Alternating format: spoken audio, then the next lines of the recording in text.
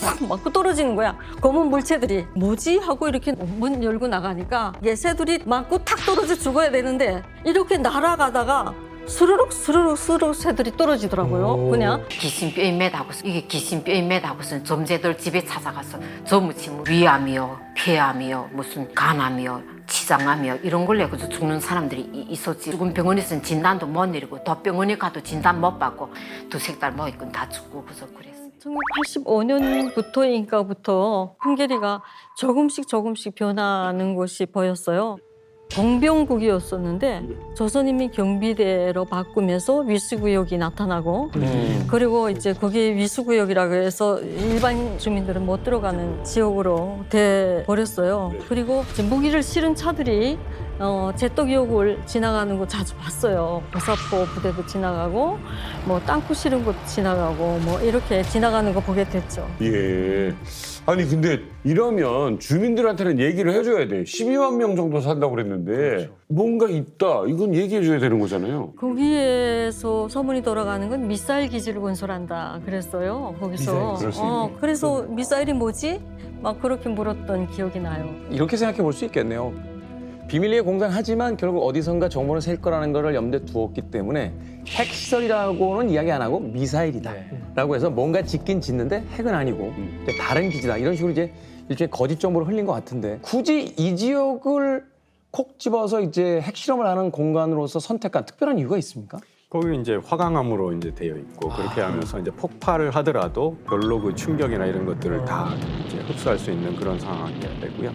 그다음에 특히 이렇게 산에 이렇게 험악한 산지이기 때문에 시큐리티, 결국 방호 면에서는 외국에서 뭐 폭격을 한다 이런 데서도 여전히 안전해야 되고 숨겨진 지역이어야 되고 그래서 거기에다가 쓸 수밖에 없지 않았나 이런 생각합니다. 그리고 상대적으로 저는 인구가 거기가 그래도 좀 적으니까 인구를 좀 뺄 수도 있고.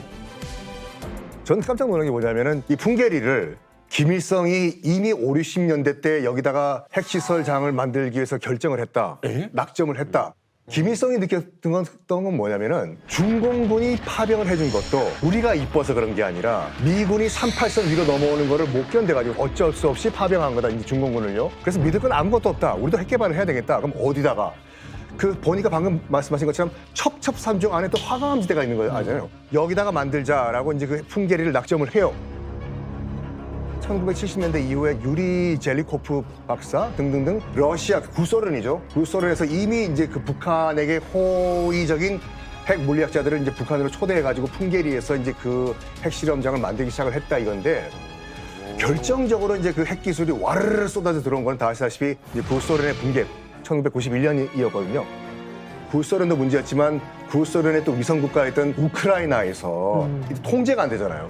그러니까 우크라이나에 있던 그 핵 기술자와 핵 관련 회사들이 나라도 없는데 돈을 누가 주냐? 에라이 모르겠다. 북한에 팔까? 해가지고 그때 대규모로 기술들이 다 북한에 넘어갔어요. 그러니까 지금이 북한 ICBM은 거의 대부분 다 우크라이나 ICBM으로 봐야 되는 거죠.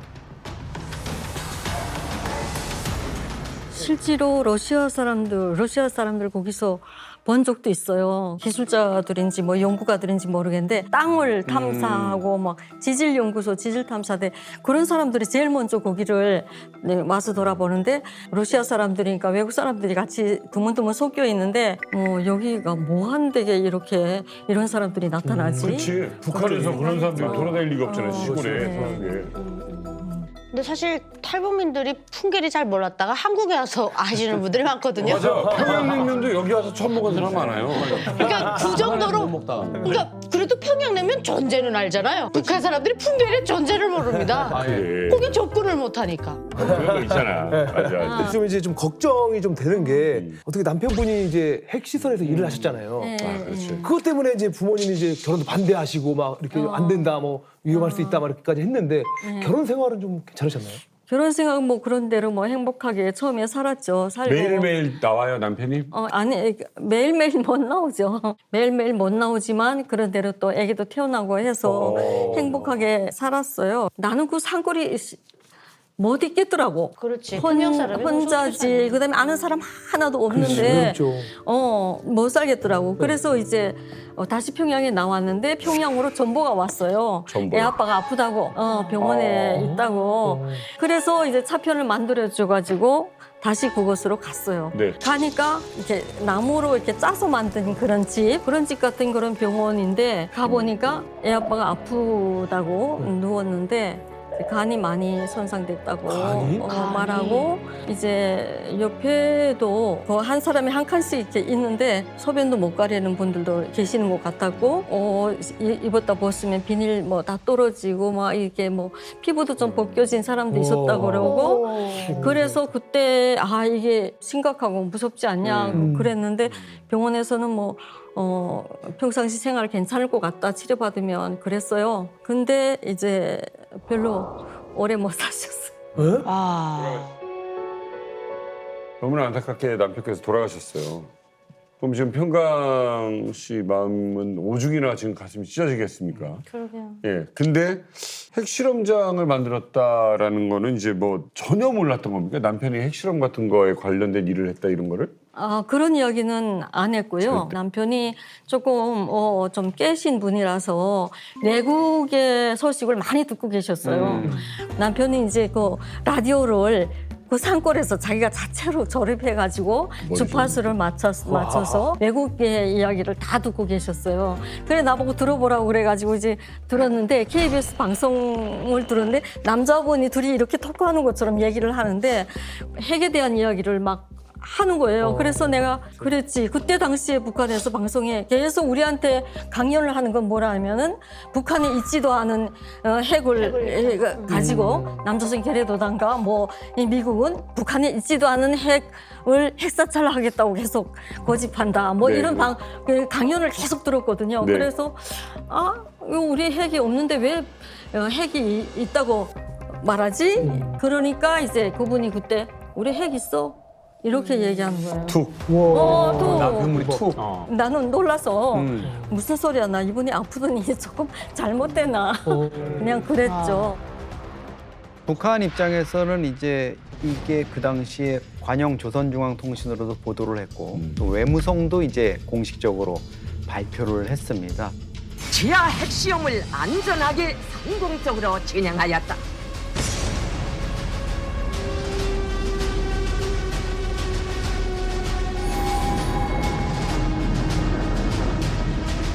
이때 바로 풍계리를 우리가 알게 된 거죠. 그 이전까지는 사실 관심이 없었는데 갑자기 이제 풍계리가 나오면서 지진이 거기서 처음에는 감지가 됐고요. 인공 지진파가. 그래서 이게 이제 나중에 여러 추산을 해보고 북한에서 발표 나오니까 핵실험이구나 이렇게 알게 된 거고요. 사실 이 핵실험이 지금은 우리가 6차례나 북한이 핵실험을 했고 또 북한 핵을 사실상 기정사실화 하다 보니까 그냥 핵이 있구나 이러지만 이때 1차 핵실험 때의 충격은 정말 말도 못했어요. 북한이 핵실험을 실제로 할 거라는 거 별로 예상을 못했던 상황이고요. 북한이 결국은 핵과 관련한 레드라인을 넘어갔고 그 뒤로 우리는 비핵화 정책을 지금까지 이제 이어올 수밖에 없었고 북한 주민들도 결국은 이제 핵 실험 소식을 들으면서 풍계리라는 데를 알게 됐습니다. 그때까지도 아니라고 없다고 계속 그랬는데 실험했는데도 제대로 된 실험은 아니었다고 또. 네. 근데 맞아요. 근데 사실 1차 핵실험은 완벽히 성공한 핵실험이라고 볼 수는 없어요.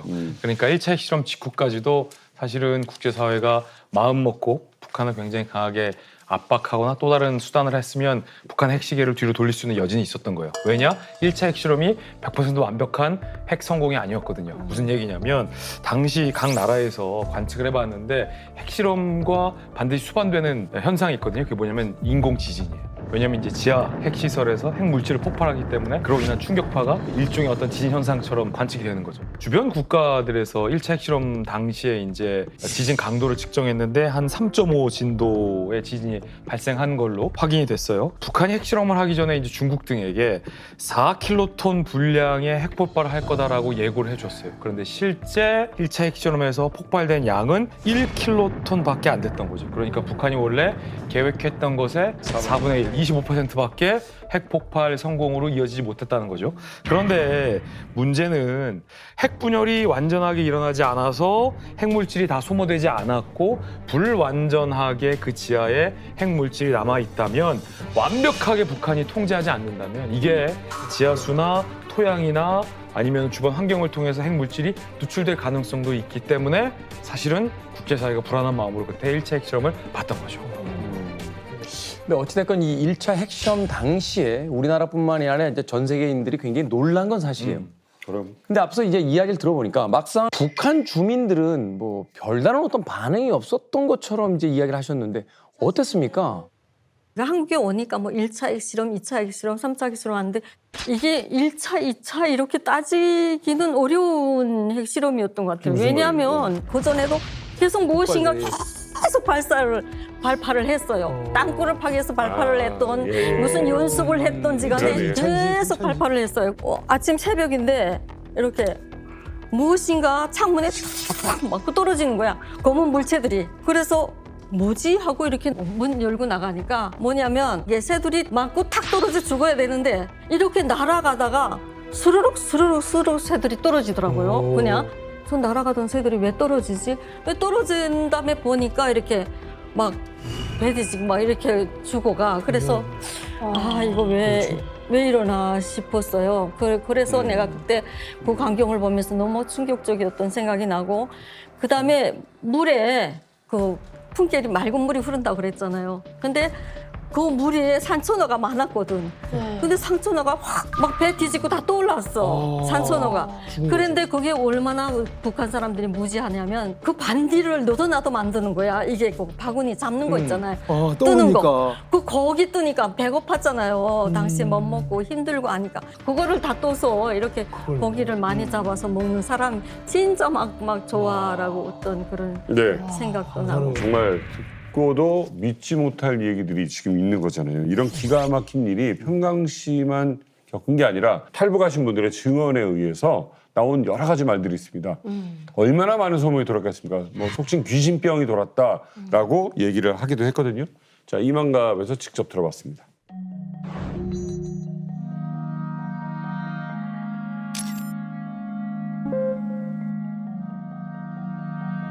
제가 나서부터 길주에서 살았어요. 그러니까 나 56년간 길주에서 살았어요. 1961년도 태어나서부터 2011년도까지 그러니까 신설 한 50살까지는 거기서 정착했지.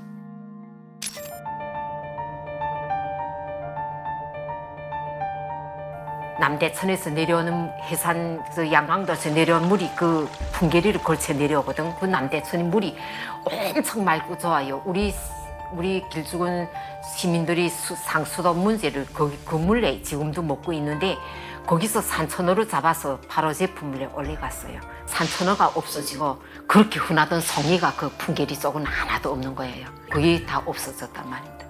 풍계리 다음 역전이 그 사도라는 역전이 있어요. 뱀 사자에다가 그 뱀이 너무 많기 때문에 이 곳을 사도라고 불렀단 말입니다. 지금에 생각할 때 핵실험 한다면은 뱀을 보지 못할 정도로 없어졌단 말입니다.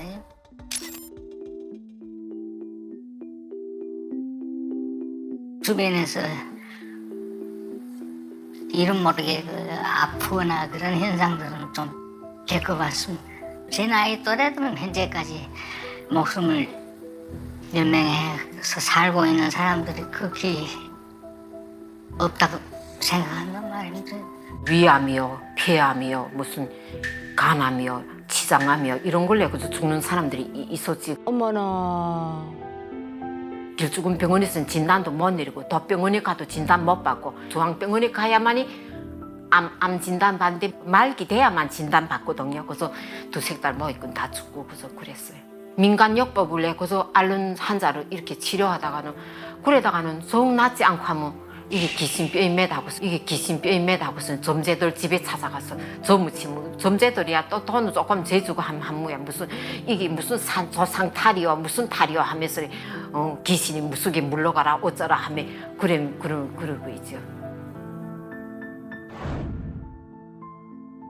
사실은요, 이게 안타까운 게 거기에서 조사관을 뭐 우리가 믿을 수 있는 기관에서 나가서 조사를 했거나 피폭량을 뭐 확인을 했거나 이러지를 못한다는 게 더 기가 막힌 거예요. 그러다 보니 주민들의 불안감은 더 커질 테고요. 네. 자, 만약에 핵실험에 의해서 나는 아프다. 이러려면 뭐 이게 수치 같은 게 또 있고 그럴 거 아닙니까? 네, 그렇습니다. 이게 방사능에 의한 그 질병은 굉장히 아주 특이합니다. 그러니까 일반 모든 뭐 예를 들어서 뭐 피부병이 생겼어요, 치매가 생겼어요 이렇게 되지 않고요. 처음에 방사능 과피폭을 맞은 사례가 가장 대표적 히로시마 이제 나가사키 생존자들인데요. 그런 분들이 처음에 보통 과피폭을 받으면 며칠 안에 죽냐 하면 바로 죽지 않아요. 특이하게 한 달에서 한 2달 사이에 돌아가세요. 그 이유는 뭐냐면 우리 몸에 아주 제일 약한 데가 골수고요. 그 골수에서는 백혈구, 적혈구, 혈소판을 만드는데 이미 살아있는 돌아다니는 애들은 안 죽거든요. 근데 새로 만들어지는 게 안 만들어져요. 그래서 그게 이제 한 달쯤 지나면 이게 새로운 걸로 다 새로 만들어져야 되는데 그때 이제 적혈구나 이 혈소판이 확 떨어지면 그때 주로 감염으로 돌아가세요. 뭐 폐렴이나 뭐 뭔가 장염이나 뭐 이런 걸로 이제 돌아가시고 방사능 양이 많으면 많을수록 더 늘어난다는 게 잘 알려져 있어가지고 거의 죽다가 살아나실 정도 4,000 미리시버트라 그러는데 그 정도면 이제 사람이 절반이 죽습니다. 그러니까 아까 같이 한 달에서 2달 사이에 죽고요. 보통 1,000이 넘어가면 사람이 이제 구역질이 나고 뭐 피곤함 뭐 이런 아주 특이적인 증상들이 나와요. 구토까지 심하게 하시는 분도 있고. 이런 분들은 나중에 한 5% 정도가 암이 늘어납니다. 근데 저기서는 이제 뭐 온갖 암 얘기 하셨잖아요. 그런데 실제로 보면 우리가 평상시에 살면 한국 사람들이 38%가 암에 걸려요. 여기 계신 분들 다 마지막에는 끝까지 사시면 38%, 거의 40%가 암이 걸리기 때문에 암이라는 게 워낙 다른 원인이 많아요. 다른 공해물질, 유전적인 원인, 음식, 생활습관, 뭐 술, 담배, 뭐 굉장히 많은 원인이 있는데 그 중에 방사능은 굉장히 많이 맞아야 5%가 생깁니다. 죽을 만큼 맞아야지. 그러니까 실제로는 거기도 아마 방사능을 그 정도로 맞은 사람이 그럼 과연 있을까? 이렇게 이제 추정을 해보면 실험장 안에 있는 사람이라든가. 실험장 안에 있으면 그렇게 맞겠죠. 그렇죠. 네. 그런데 실험장에서 30km 떨어졌다. 그럼 저는 아니라고 생각했는데 그 이유가 뭐냐면 히로시마 나가사키에 원폭이 터졌을 때 500m 이내에 있는 사람 다 죽었어요. 그럼 500m 딱 넘어가는 때부터 사람이 살아남는 사람도 있었거든요. 거기가 겨우 살아남은 사람이고 3km가 떨어지고 나면요 방사능량이 급속히 줄어들어가지고 주변 방사능에 비해서 약간 정도 더 높은 정도. 그게 3km입니다. 그러니까 공중에서 터뜨려서 아무런 무방비로 그냥 이렇게 맞았을 때. 근데 얘는 지하에서 실험했잖아요. 그러니까 사실은 거의 빠져나오지 않았을 거라는 생각을 하고 있고 거기서 10km 내지 30km 떨어졌다 그러면 거의 영향권이 없다고 봐야 됩니다. 교수님, 질문이 있어요. 교수님의 말씀을 듣다 보면 피폭에 의한 피해는 없을 것이다 라고 말씀을 하시는 걸로 들리거든요. 방사능에 노출됐는지 안 됐는지는 지금은 증거가 없습니다. 사실은 명확한 안 증거는. 봤으니까. 다른 원인이 됐을 수도 있고 결국은 이제 지금 단계에서는 유일하게 이제 문제가 될 수 있는 건 암 발생이 증가하는 거예요. 암 발생이 보통 한 70대 정도 가면 원래도 한 38% 생기는데 거기서 과피폭을 받은 사람은 많게는 5%까지도 더 증가할 수 있어요. 근데 이거를 안 내놓겠죠, 북에서. 그렇죠. 저는 강건욱 교수님의 이야기를 아무리 들었어도 만약에 통일이 됐어요. 통일이 됐는데 제 딸이 거기로 유학을 가겠대요. 풍계리로? 풍계리로. 저 못 보내겠어요. 아무리 지금 말씀을 그렇게 하셔도. 그거는 이렇게 생각하시면 돼요. 히로시마하고 나가사키에 지금 사람이 살까요, 안 살까요? 살죠. 오래됐으니까. 오래되지 않았어요. 3, 4일 만에 사람들이 다 들어가서 복구 작업했습니다. 일반적으로 핵폭탄이 터질 때 방사능이 언제 나오냐면요. 1초 이내 다 나와요. 그때 모든 걸 다 쏟아내고 거기서 나머지 잔여 있는 것들이 좀 오래 가는 것들이 있지만 그것도 몇 달 지나면 사라지고 수십 년 지나는 세슘이나 이런 것들은 양 자체가 굉장히 작아요. 근데 교수님이 이렇게 말씀하시는데 저는 지금 느껴지는 게 물론 그렇게 말씀해 주셔서 안심은 됐지만 이게 핵을 가지고 치료를 하시다 보니까 핵에 대한 애정이 있으시네요. 그게 느껴져서 난 무서워요. 안 갈래요. 핵을 사랑한 남자. 계속 이렇게 웃으시더라고. 그게 있어. 나 말씀하실 때 빠끔빠끔 웃으시잖아. 아니 근데 나 교수님 만나고 그 생각했어요. 우리가 핵이라는 게 잘 사용하면 인류의 정말 생명 도움이 되고. 연장에 도움이 될 수 있는 였다. 그러니까 교수님께서 잘 정리해 주신 건 간단한 거예요.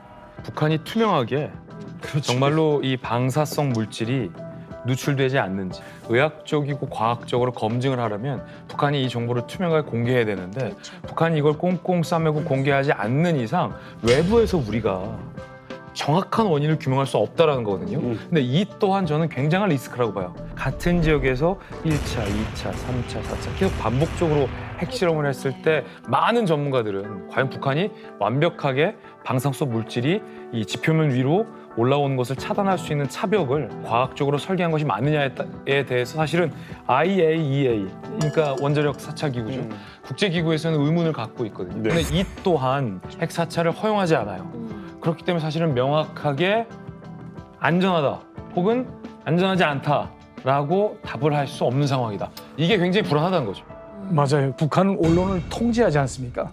그렇기 때문에 실제로 피해자가 있는지 없는지는 언론을 통해서 알 수 없거든요, 이게. 그리고 또 북한 내부에서도 놓고 보게 되면 기관과 그리고 기관 안에 있는 부서 사이에 서로 칸막이가 높습니다. 그러니까 자기가 여기서 진행되는 내용을 다른 부서가 알 수 없게끔 그런 상태이기 때문에 내부에서 소문이 난다거나 해도 이게 빨리 퍼질 수는 없거든요. 더욱이 핵이라는 거는 지금 뭐 핵실험 같은 거는 김정은이 완전히 자기 수건 사업과 같은 거 아닙니까? 그렇기 때문에 이거는 철저히 뭐 중앙당 사람들 물론이고 외무성 사람들도 외교관들도 이걸 철저히 모르게끔 다 비밀로 하고 있습니다. 그러니까 일단 북한에서 탈북한 사람들 증언도 있고 또 박사님의 이제 과학적인 논리적인 어떤 설명도 있으셨는데 사실은 이제 현장이 완벽하게 공개가 되지 않았기 때문에 이것이 어떤 것이 진실에 가까운지를 우리가 지금 알 수가 없는 상황인 거잖아요, 결국은. 맞아요. 기본적으로 이렇게 땅덩어리가 좁고 네. 인구 밀도가 높은 지역에서 핵실험을 한다는 것 자체가 미친 짓이에요.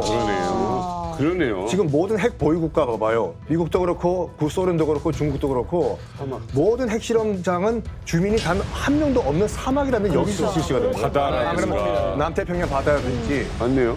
그러니까 기본적으로 이 핵실험 자체는 주민이 단 한 명도 없는 곳에서 해야 되는데 그러네. 이렇게 인구 밀도가 높은 2천만 명이 넘지 않습니까? 이런 좁은 땅덩어리에서 기본적으로 핵실험 한다는 자체가 미친 짓이고 여기가 지금 화강암 지대라고 하지만 2006년도부터 그러니까 6번 핵실험을 했잖아요. 점점 커지고. 점점 커지고 화강암이 아무리 단단하다고 하더라도 안에서 터져버리면 화강암이 녹아요. 쪼개질 수 있네요. 쪼개지는 것뿐만 아니라 녹습니다. 녹은 상태에서 핵 방사능 오염물질을 또 품은 상태에서 굳어버리겠죠. 이걸 6차례 반복을 하는 거예요. 깨지고 녹고 품고 깨지고 녹고 품고. 그러니까 이 화강암 지대 밑에도 지하수가 흐를 거 아니에요. 그럼 그 지하수가 흘러가가지고 이 지하수를 먹은 주민은 피폭이 될 가능성이 조금이라도 있다라고 우리가 봐야 되는 거예요, 이게.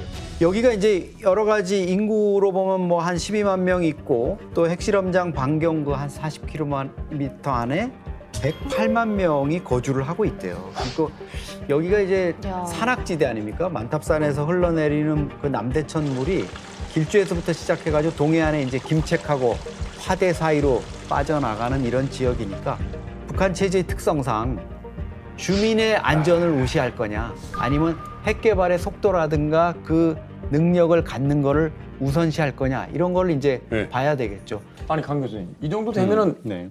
지하수에 문제 생기는 거 아닙니까?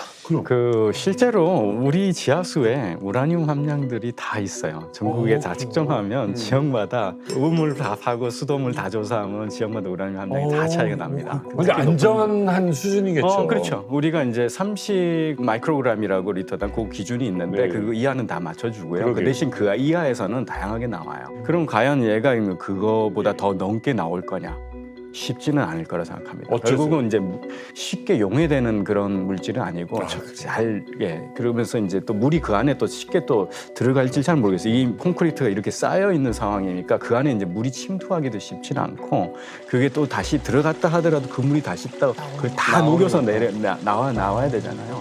그리고 나서 그게 지하로 내려가서 다시 그거를 사람이 파먹을 정도로 또 걸러져야 돼요.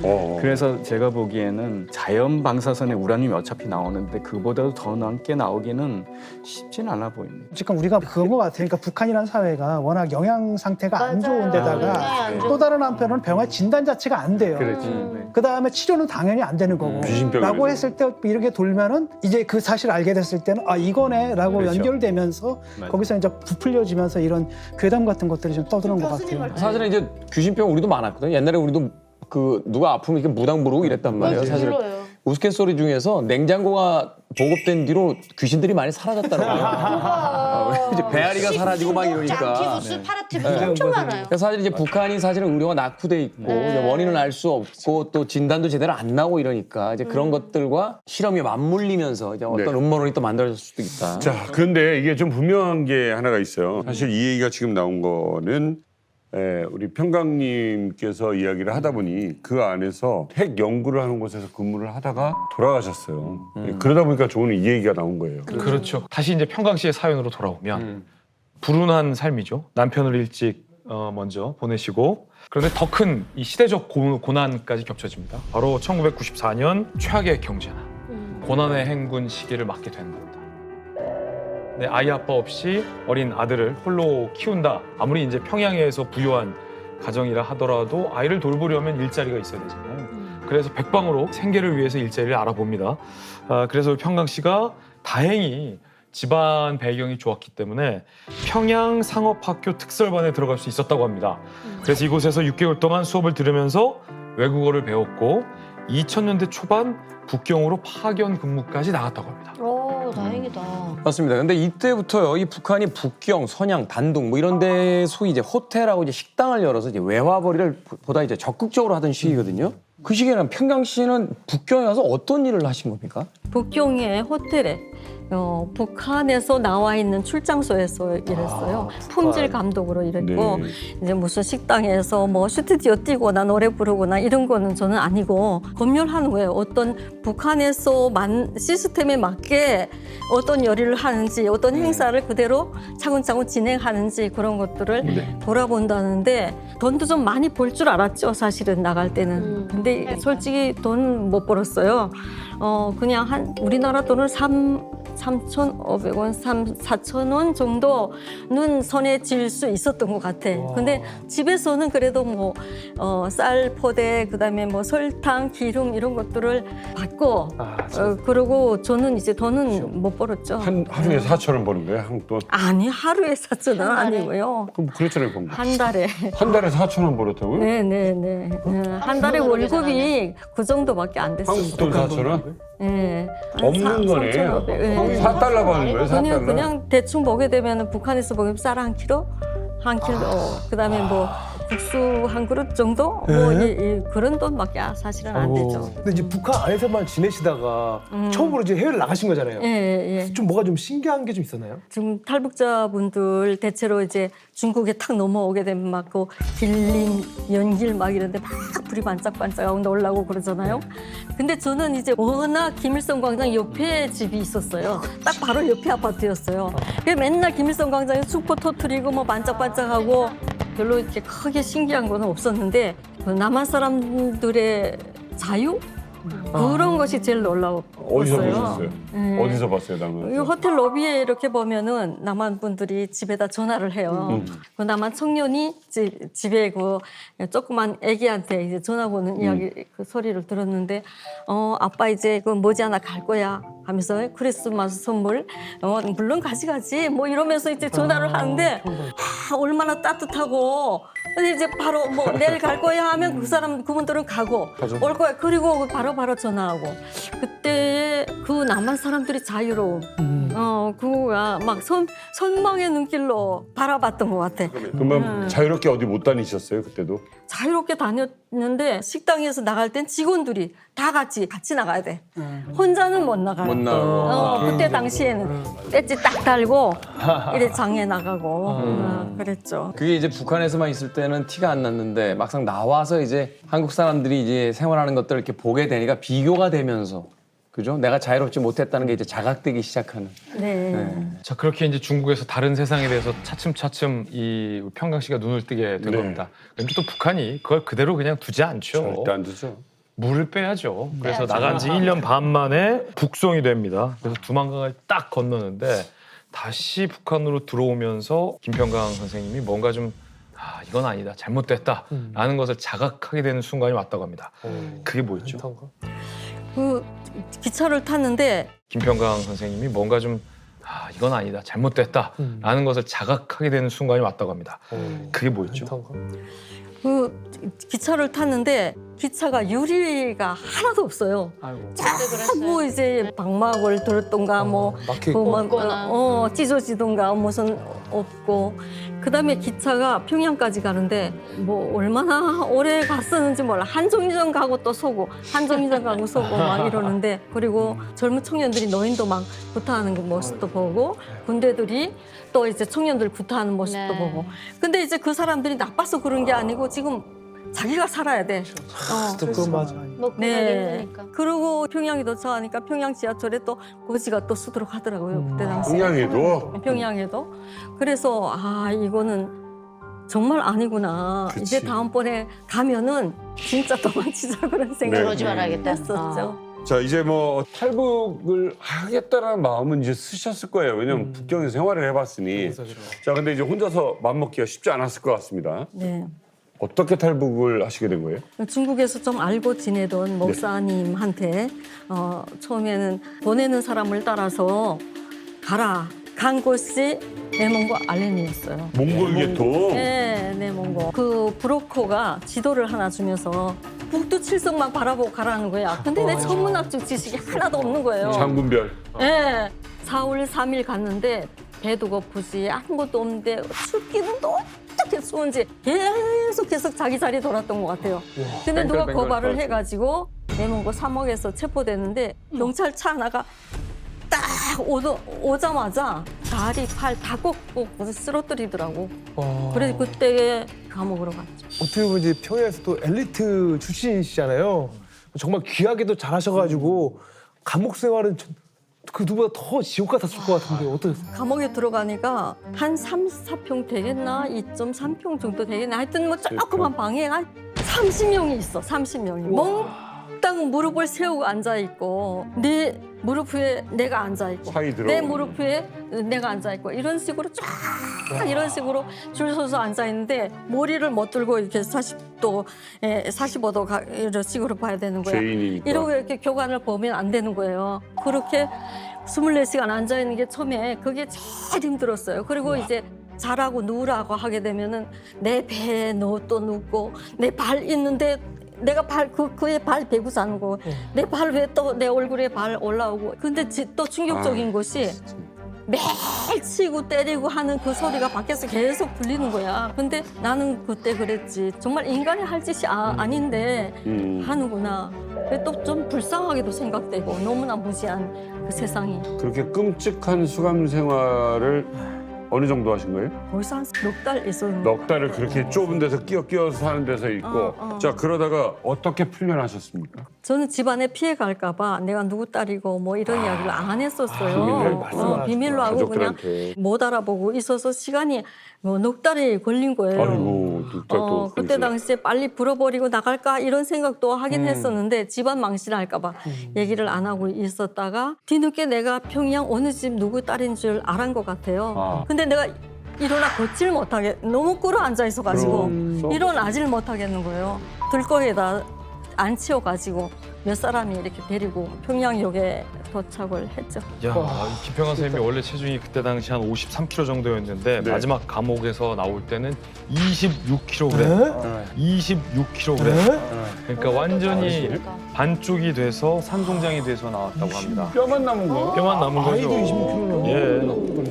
예. 자, 몸도 마음도 많이 망가진 상태에서 풀려져 나온 겁니다. 딱 이 감옥을 겪으면서 오히려 김평강 씨의 마음은 더 굳어집니다. 이 체제를 벗어나야겠다. 여길 탈출해야겠다라는 마음은 더 굳건해진 겁니다. 마음을 다잡고 중국 지인들의 도움을 받아서 다시 한번 국경을 넘습니다. 와, 2차 탈북이다. 이 고생을 하고 나서. 네. 그래서 이제 내가 얼른 탈북해서 아들을 데려오겠다. 그때 마음을 먹었죠. 아들이지. 그런 국가에서 살고 싶지 않고 우리 아들도 그런 국가에서 살게 하고 싶지 않다. 그래서 이제 내가 먼저 탈북해서 아들 데리러 와야 되겠다 하고 생각하고 다시 탈북을 했어요. 어렵지 않았어요? 중국에서 알게 된 단체의 도움으로 이제 가짜 신분증 만들어 가지고 그래서 공항으로 갔어요. 공항에서 이제 비행기만 타면 되는데 그때 인디아나 사람들이 우르르 달려옵니다. 또 줘봐! 중국 공안들이었어요. 어머. 바로 비행기 탑승 직전에 공안에게 잡혀가지고 북송의 위기에 처하게 됩니다. 우리 김 작가님께서. 어떻게 보면 준비도 이제 철저하게 하셨고 중국 공안들은 어떻게 알고 이게 체포를 한 거예요? 누가 신고한 거예요? 왜 그러냐 보니까 제가 너무 약하고 뼈만 남아 있어가지고 무조건 저 북한 사람일 거다 이렇게 생각했는지 누가 신고했어요. 뭔가 이상하다 이거지. 너무 말라서. 너무 말라서 멍청하니 야 이젠 다 죽었구나 끝났구나. 이제 끝났구나 하고 앉아 있는데 그때 이제 많이 끌려온 사람들이 많이 있을 거 아니에요. 외국 사람들 그 마약 그 투약한 걸로 잡혀왔었어요. 태국 여자들이. 네네. 그 태국 여자 중에 한 사람이 막 거품 물면서 뒤로 나가 넘어졌어요. 그래서 그 여자를 잡아서 끌고 나가면서 나보고 빨리 옆에 붙들고 같이 나가자는 거야. 도와달라고. 아, 그다음에 이때 다 그런 생각이 났죠. 그래 막 이게 끌고 같이 나가서 그 구급차를 탔는데 그 여자만 탄 게 아니라 내가 막 올랐죠. 내가 먼저 막 올랐죠. 이제 살생결단했지. 이번에 내가 이 기회를 놓치면 내가 죽는다. 그래서 그때 구급차를 탔고 구급차에서 내려서 막 환자를 끌고 막 가잖아요. 침대 끌고 막 가잖아. 그때 도망쳐 버렸어요. 이때 운명의 여신, 행운의 여신은 우리 김 작가님을 보고 미소를 짓습니다. 일단 무작정 뛰었어요. 무작정 뛰다 보니까 마침 저기 공중전화가 보이는 거예요. 공중전화가 딱 보이자마자 머릿속으로 어떤 전화번호가 싹 하나 스쳐지나가요. 바로 한국 대사관 전화번호. 그걸 외웠어요? 외우고 계셨구나. 스쳐 지나갔죠. 그래가지고 바로 수화기를 든 다음에 뚜뚜뚜뚜뚜 한국 대사관에 전화를 겁니다. 그래가지고 그 자리에서 바로 망명 신청을 해요. 그래가지고 일주일 만에 드디어 꿈에 그리던 한국 땅을 밟습니다. 와.